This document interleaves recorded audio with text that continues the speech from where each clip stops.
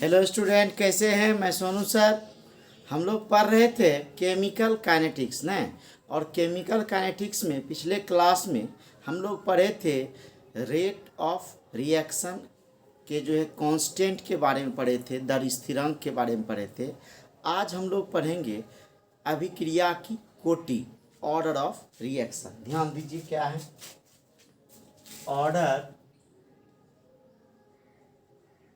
Order of reaction. इसका हिंदी हुआ अभिक्रिया की कोटि।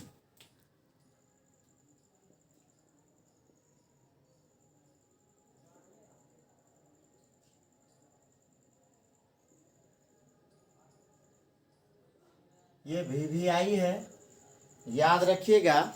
अभिक्रिया की कोटि, ये हर साल क्वेश्चन इससे एक रहता है, तो ध्यान दीजिए ये अभिक्रिया की कोटि है क्या। तो कहता है कि किसी अभिकारक के सांद्रण के घातांक के कुल योग को, टोटल सम को क्या कहते हैं?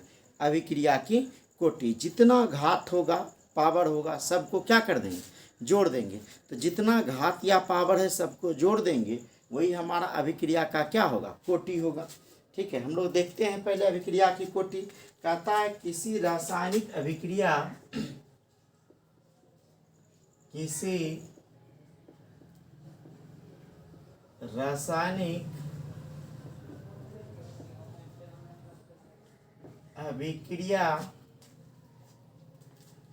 के वेग समीकरण में उपस्थित किसी रासायनिक अभिक्रिया के वेग समीकरण में उपस्थित सांद्रण पदों के घातों का योग अभिक्रिया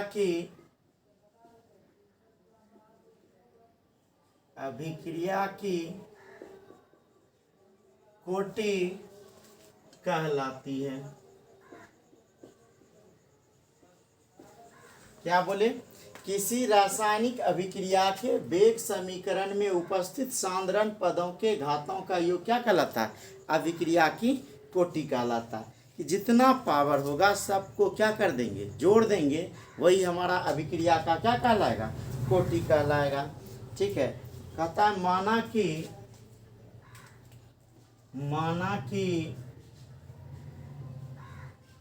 एक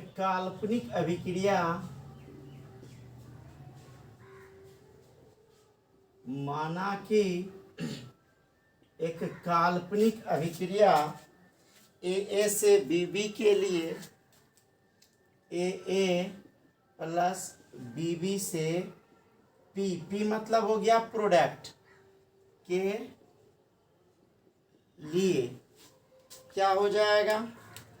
R बराबर के A पर पावर M, B पर पावर क्या? N। और यही जो M प्लस N है, यही हमारा क्या कहलाता है? ऑर्डर ऑफ रिएक्शन कहलाता है, अभिक्रिया की कोटि कहलाता है। तो ऑर्डर ऑफ रिएक्शन बराबर M plus N plus dot dot dot dot, जितना आएगा यही पावर को जोड़ते जाएंगे, ऑर्डर ऑफ रिएक्शन निकलते जाएगा। और हर साल एक क्वेश्चन ऑब्जेक्टिव में पूछता है, और ये चैप्टर ही काफ़ी महत्वपूर्ण है।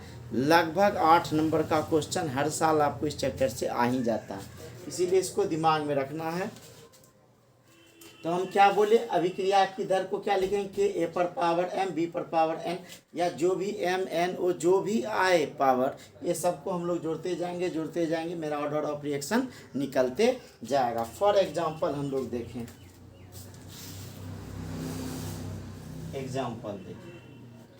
हम देखते हैं कि R बराबर के N2O पर पावर 0 है। किसी पर पावर 0 है तो अभिक्रिया की कोटि क्या हो जाएगा?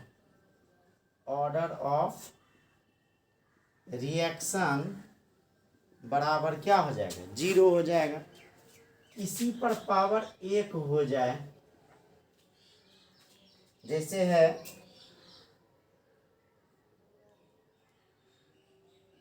N2O5 पर पावर 1, तो ऑर्डर ऑफ रिएक्शन बराबर क्या हो जाएगा, 1। जितना पावर होगा वही आपका ऑर्डर ऑफ रिएक्शन होगा।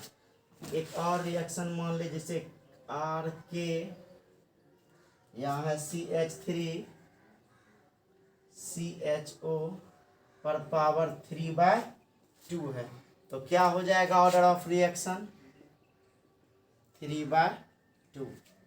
अब कुछ सवाल आपके एक मतलब बुक में जो है वो आप समझ लीजिए कैसे ऑर्डर ऑफ रिएक्शन निकालेंगे।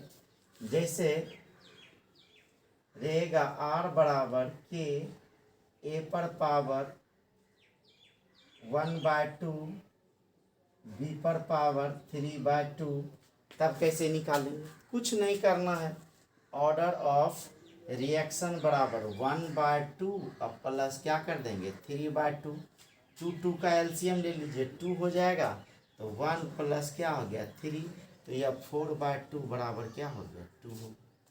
समझ गए। तो किसी का भी हम लोग ऑर्डर ऑफ रिएक्शन निकाल सकते हैं, ये बहुत आसान है। फटाक से स्क्रीनशॉट लीजिए।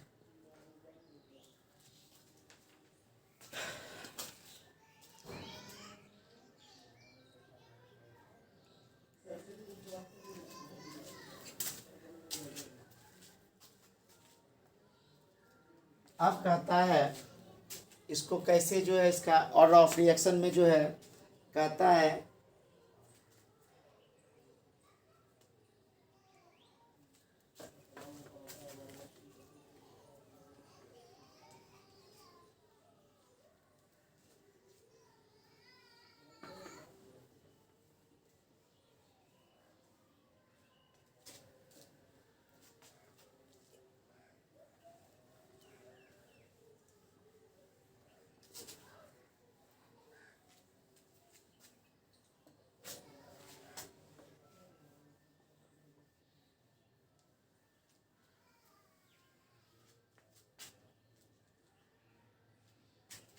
अब एक बात याद रखिएगा कि बैलेंसिंग इक्वेशन के आधार पर ऑर्डर ऑफ रिएक्शन को निकाला नहीं जा सकता है, ठीक है। ये एक्सपेरिमेंटल स्टडी है।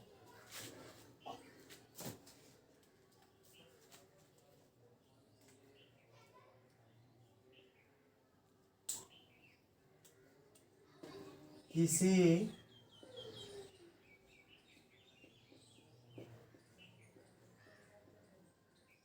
रासायनिक अभिक्रिया के संतुलित समीकरण के आधार पर उसके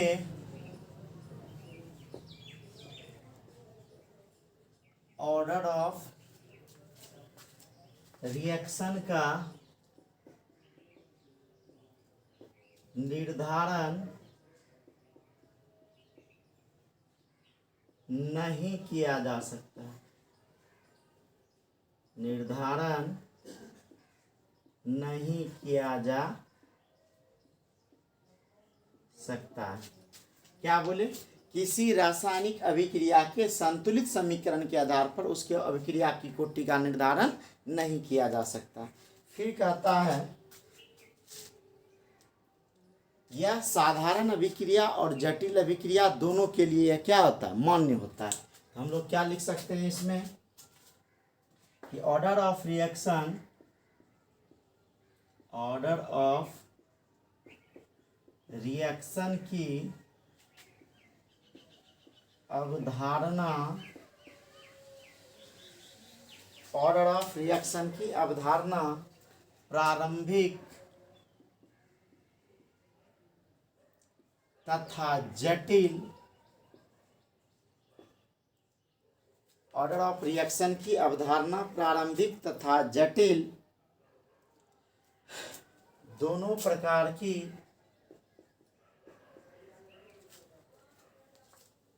दोनों प्रकार की अभिक्रियाओं के लिए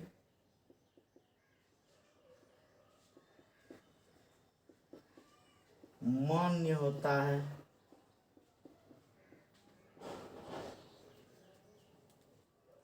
तीसरा, अभिक्रिया की कोटि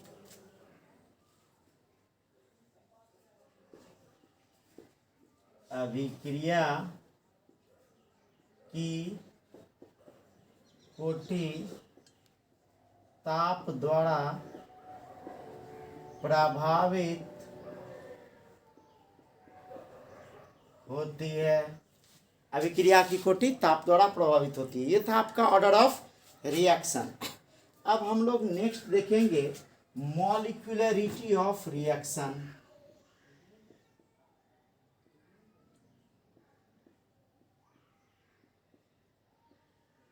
अभिक्रिया की आणविकता।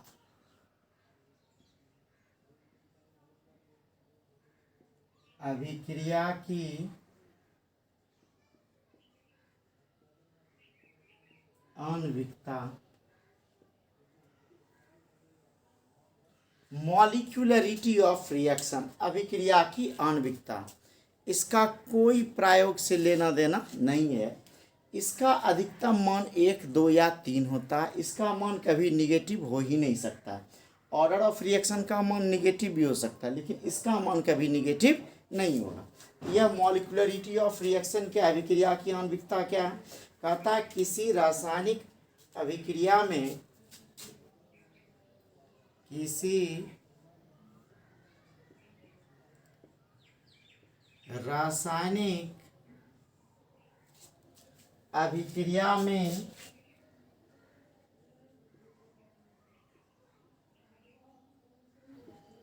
किसी रासायनिक अभिक्रिया में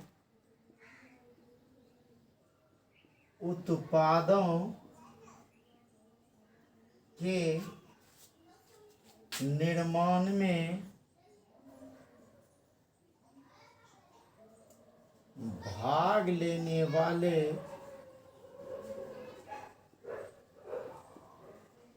किसी रासायनिक अभिक्रिया में उत्पादों के निर्माण में भाग लेने वाले रासायनिक अभिकारकों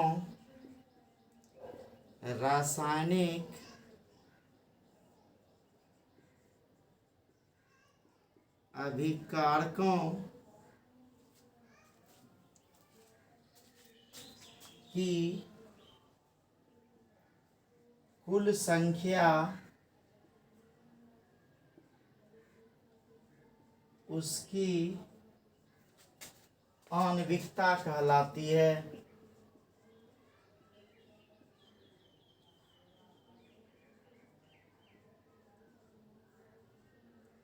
क्या बोले कि किसी रासायनिक अभिक्रिया में उत्पादों के निर्माण में भाग लेने वाले रासायनिक अभिकारकों की कुल संख्या क्या कहलाती है? उसकी आणविकता कहलाती है। एग्जाम्पल देखिए,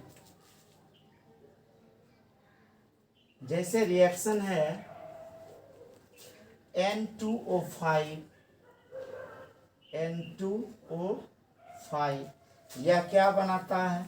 तो यह बनाता है N2O4 प्लस हाफ O2। तो यह एक ही अणु है, तो इसका आणविकता क्या होगा? 1 हो जाएगा। आणविकता क्या हो जाएगा? इसका 1 हो जाएगा।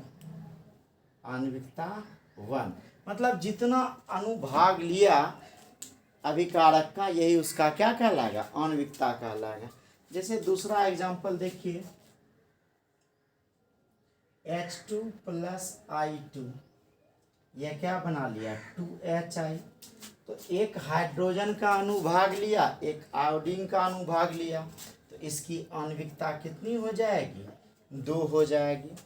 उसी तरह तीसरा एग्जाम्पल देखते हैं, जैसे रहेगा N2 ले लीजिए इसे 2NO प्लस O2, यह बन जाता है 2NO2।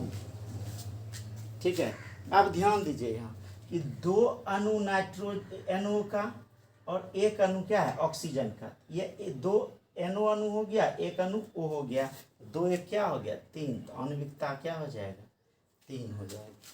समझ गए कि मतलब यहाँ 2 है NO और एक है O, तो 2 एक कितना हो गया 3, आणविकता इसका क्या हो जाएगा 3 हो जाएगा। तो ये समझ में आया कि जितना अणु पार्टिसिपेट करेगा, जितना अणु भाग लेगा उत्पाद के निर्माण में, यही क्या कहलाएगा उसकी आणविकता कहलाएगी। तो ऑर्डर में क्या बोले, अभिकारक के, सांद्रणों के, घातांक के कुल योग को क्या कहते हैं ऑर्डर ऑफ रिएक्शन कहते हैं। और अभिक्रिया से जो उत्पाद बनता है उस अभिकारक में भाग लेने वाले कुल अणुओं की संख्या को अभिक्रिया की आणविकता कहते हैं। फटाक से स्क्रीनशॉट लीजिए।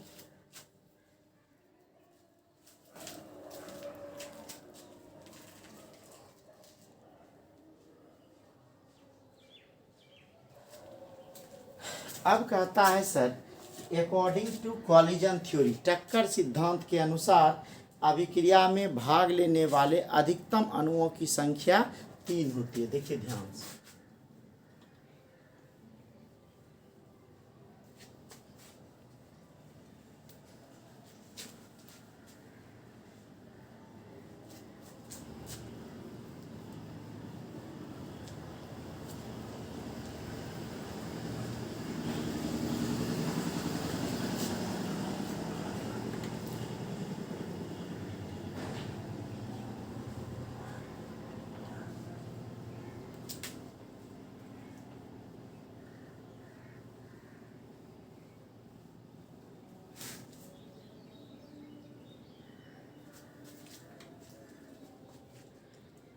देखिए यहाँ टक्कर सिद्धांत के अनुसार, टक्कर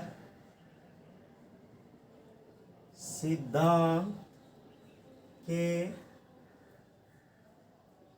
अनुसार, अकॉर्डिंग टू कॉलिजन थ्योरी, टक्कर सिद्धांत के अनुसार क्या है, कहता है रासायनिक अभिक्रिया के,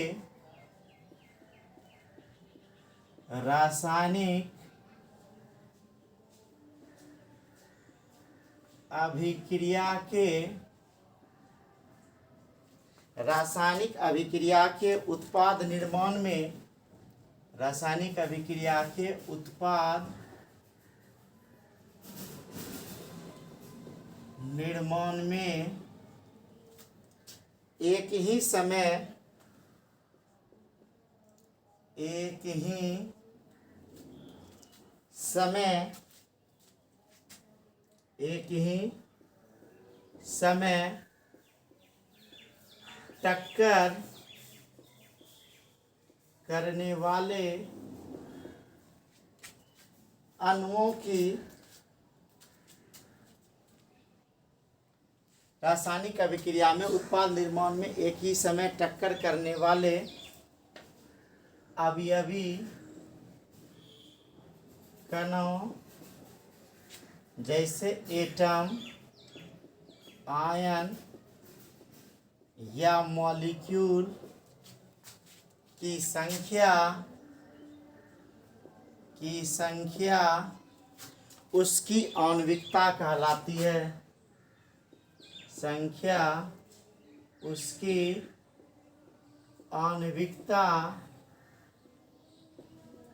कहलाती है। क्या बोले, रासायनिक अभिक्रिया के उत्पाद निर्माण में एक ही समय टक्कर करने वाले जितने अणु टक्कर कर सकते हैं वही उसका क्या कहलाता है, आणविकता कहलाता। अभी अभिकरण क्या है, परमाणु, आयन या अणु है, परमाणु, आयन या अणु है। ठीक है। अब कहता है कि किसी रासायनिक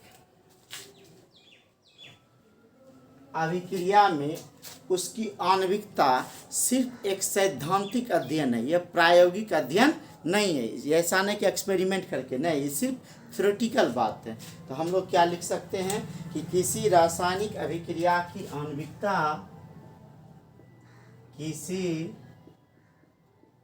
रासायनिक अभिक्रिया की आणविकता किसी रासायनिक अभिक्रिया की आणविकता क्या होगा? किसी रासायनिक अभिक्रिया की आणविकता सैद्धांतिक होता है।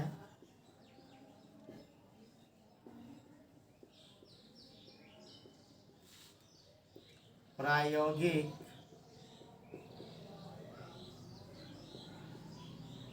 नहीं। किसी रासायनिक अभिक्रिया की आणविकता सैद्धांतिक होता है, प्रायोगिक नहीं। और बताए थे इसका मान हमेशा पॉजिटिव होगा, शून्य ऋणात्मक नहीं होगा। ठीक है, क्योंकि कम से कम तो एक अनुभाग लेगा ही लेगा। अगर एक भी अणु लिया तो अभिक्रिया की आणविकता कितनी? एक, तो जीरो नहीं होगा, निगेटिव कभी नहीं होगा। तो क्या लिखेंगे इसमें हम? तो इसमें हम लोग लिख सकते हैं यह हमेशा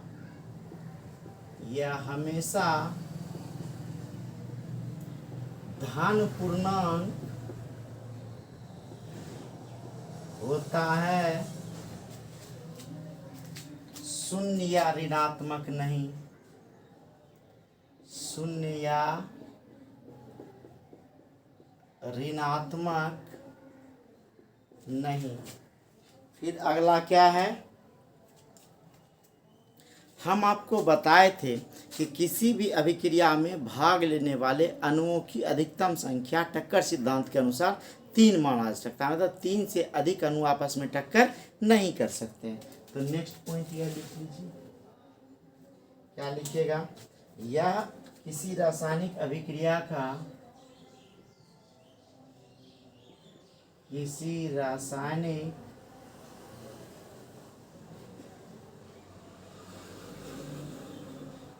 अभिक्रिया का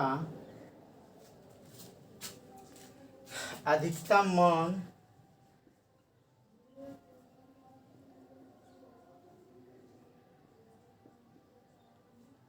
तीन होता है।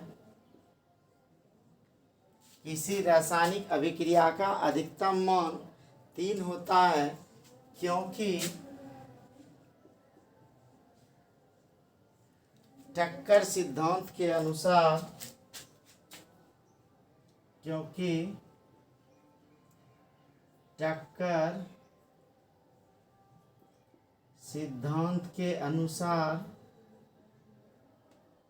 टक्कर सिद्धांत के अनुसार 3 से अधिक अणु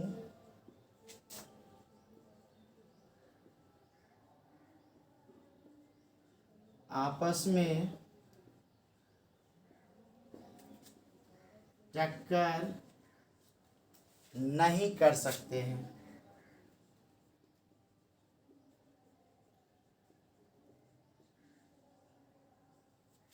ठीक है, अब हम लोग क्या देखेंगे? ये तो टक्कर सिद्धांत के अनुसार थ्योरी था। अब हम लोग जो नेक्स्ट बात करेंगे वह क्या अंतर है किसमें? अभिक्रिया की कोटि में और उसकी आणविकता में। तो इसको हम लोग करने के लिए लिख दें अभिक्रिया की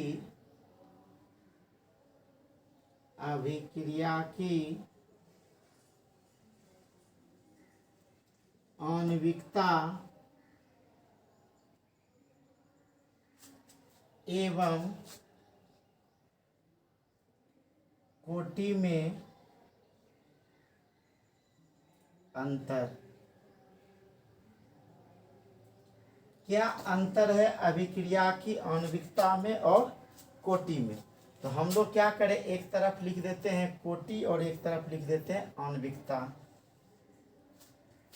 एक तरफ हम लोग लिख दिए आणविकता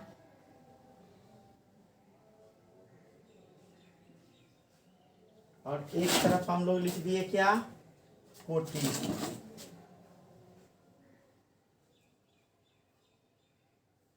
क्या अंतर है अभिक्रिया की आणविकता और कोटि में? तो ध्यान दीजिएगा, अभिक्रिया की आणविकता कहता है कि अभिक्रिया को प्रारंभ करने वाले, स्टार्ट करने वाले कणों को क्या कहते हैं? अभिक्रिया की आणविकता कहते हैं। ध्यान दीजिए, नंबर 1 में क्या लिखेंगे? अभिक्रिया को प्रारंभ करने वाले अभिक्रिया को प्रारंभ करने वाले अभिक्रिया को प्रारंभ करने वाले अभिकारकों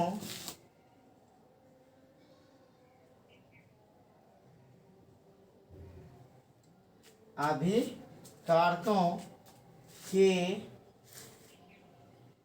कणों की न्यूनतम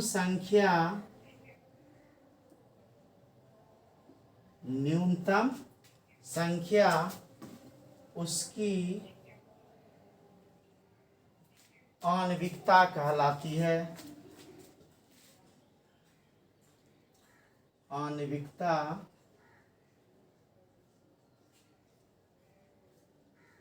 कहलाती है। ठीक है, इसमें क्या लिखेंगे? पहला, अभिक्रिया के वेग को निर्धारित करने वाले अभिक्रिया के वेग को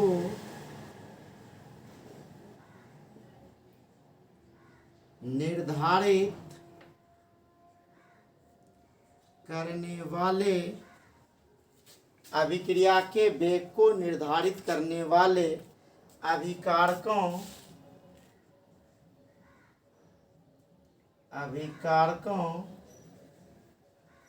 के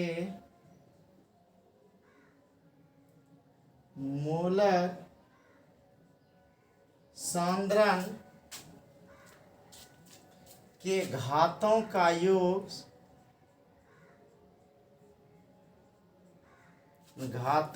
योग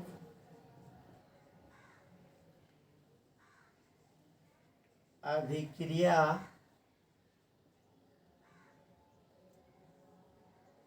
की कोटि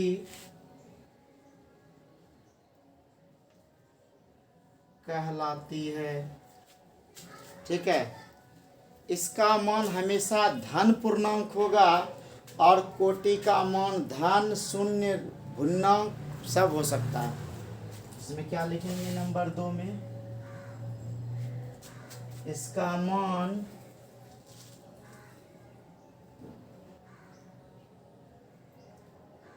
हमेशा धन पूर्णांक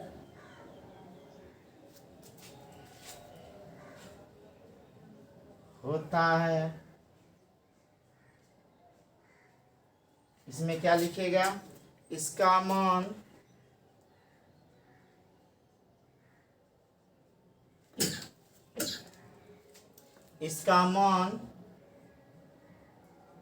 शून्य,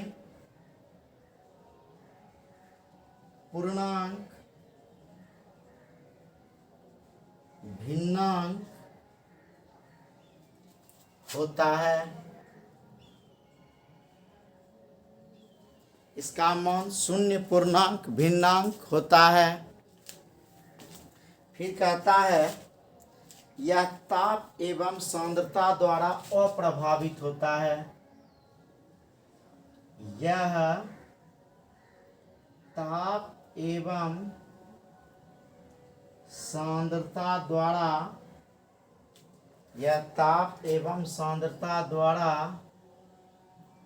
अप्रभावित होता है। इसमें क्या लिखेंगे? यह ताप एवं सांद्रता द्वारा प्रभावित होता है। यह ताप एवं सांद्रता द्वारा प्रभावित होता है। ठीक है, फिर इसमें लिखेंगे कि कोटि जो है साधारण अभिक्रिया और जटिल अभिक्रिया दोनों के लिए क्या होता है? मान्य है। और यह केवल प्रारंभिक अभिक्रिया के लिए क्या होता है, मान्य होता है। तो फटाक से इसका स्क्रीनशॉट ले लीजिए।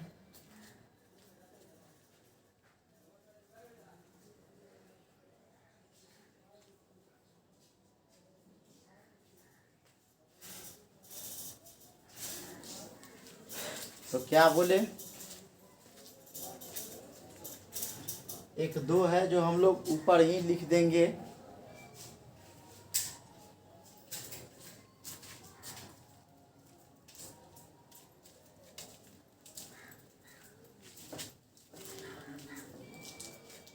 देखिए दो डिफरेंस और है इसका। एक क्या है, नंबर 4,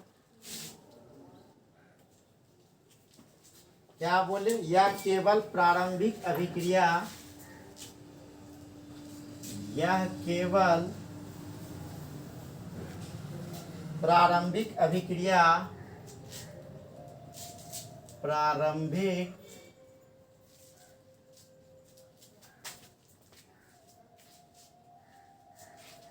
यह केवल प्रारंभिक अभिक्रिया के लिए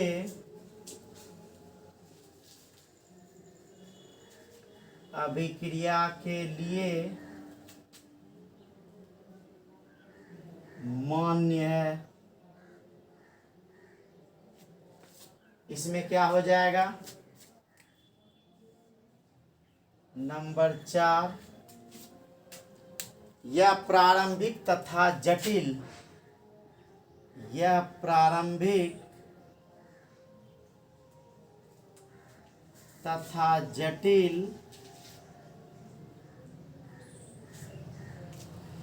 दोनों अभिक्रिया के लिए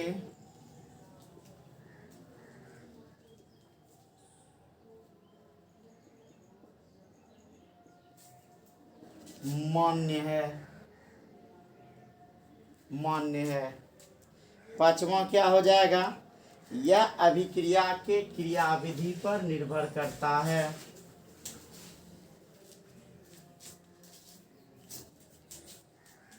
यह अभिक्रिया के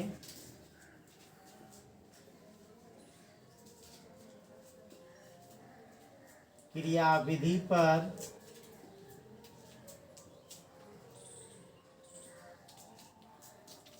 निर्भर करता है।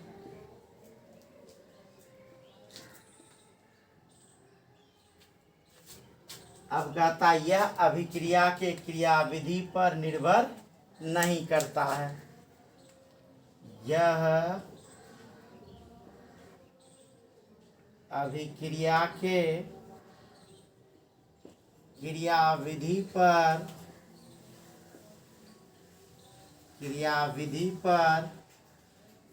निर्भर नहीं करता है। तो ये था हमारा अभिक्रिया की आणविकता और अभिक्रिया की कोटि। ये अभिक्रिया की कोटि काफ़ी महत्वपूर्ण है, इसको देख लीजिएगा, कंप्लीट कर लीजिएगा। अब हम लोग नेक्स्ट वीडियो में देखेंगे इंटीग्रल रेट इक्वेशन, अभिक्रिया दर का समाकलित वेग समीकरण, ठीक है। और हर साल लॉन्ग क्वेश्चन पूछता है, zero order reaction, half life period, first order reaction, इस 3 में से एक क्वेश्चन हर साल रहता है और 5 नंबर का क्वेश्चन रहता है। तो ये हम लोग देखेंगे नेक्स्ट वीडियो में। Thank you.